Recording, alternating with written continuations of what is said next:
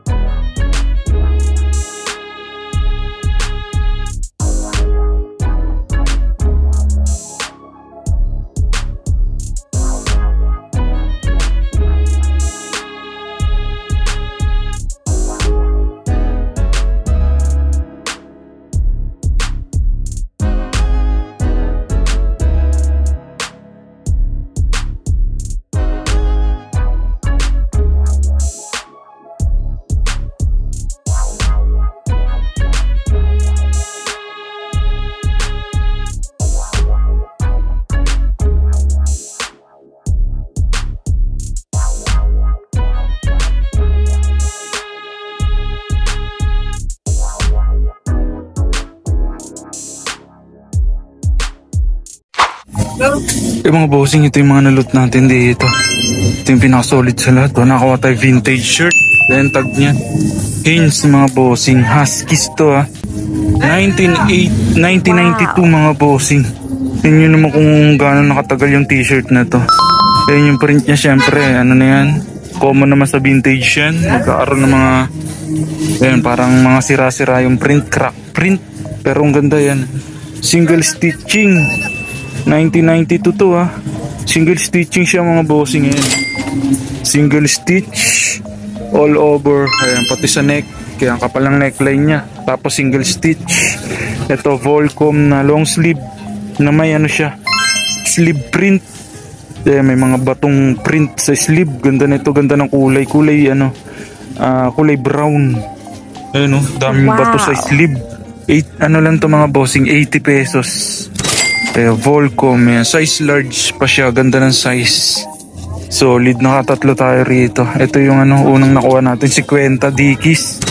Meron pa pala siya malit na dikis yan mga bossing Katatlo tayo rito, ayos na rin. First spot pa lang natin to.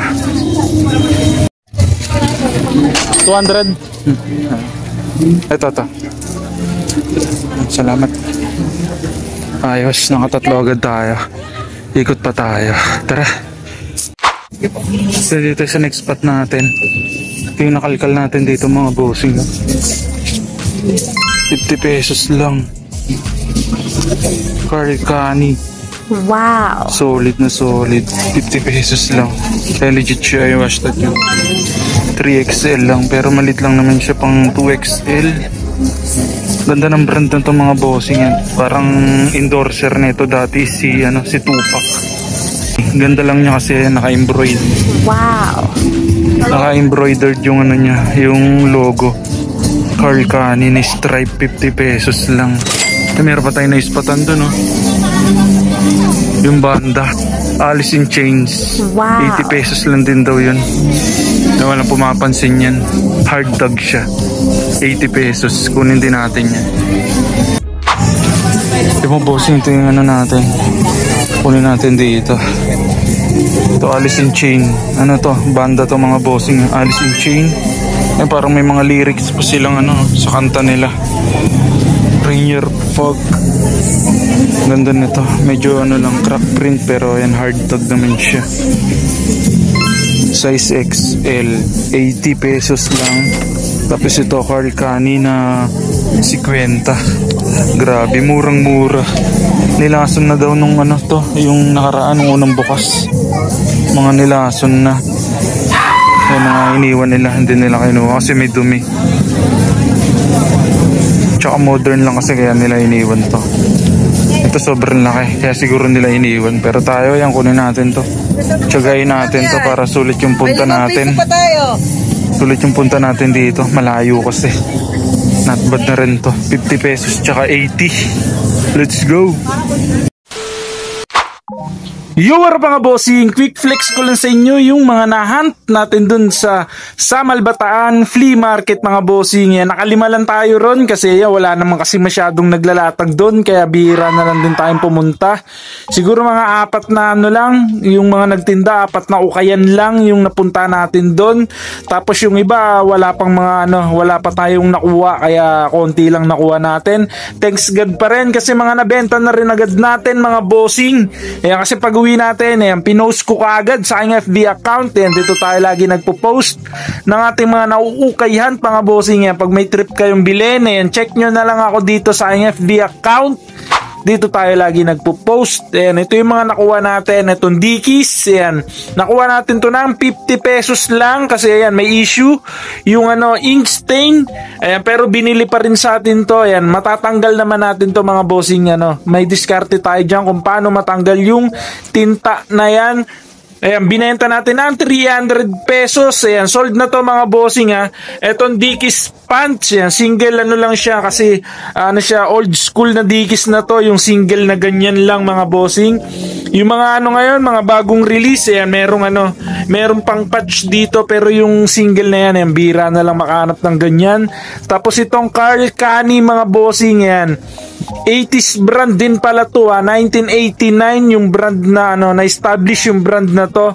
Ayan, si Tupac yung endorser nito mga bossing kaya medyo popular din yung brand na to. Marami ding buyer sa mga ganito. Kinaganda niya lang, ayan, embroidered yung ano niya, yung logo ng ano, shirt na to. Tapos ito may nakuha tayong vintage shirt 1992 mga bossing, stitch yan, ayan o.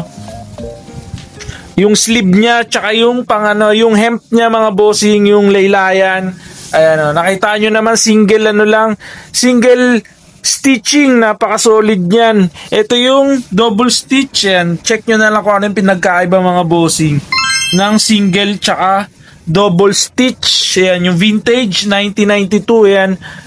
Single stitching siya, tapos ito modern lang, ayan. Dalawang tahi niya mga bossing. Karamihan talaga ng mga 90s na mga damit. Yan, karamihan na makikita nyo. Yan, single stitching. Solid na solid din to Tapos yung Volcom tsaka yung ano, nabenta na rin agad natin. Pinaship na natin yung Volcom at tsaka yung Alice in Chain na band shirt. Ayan, pinaship na agad natin to kasi binayaran na. Bale ito, yan, ipapaship na rin natin to mga to. Lilinisin muna. Solid na solid Benta rin agad.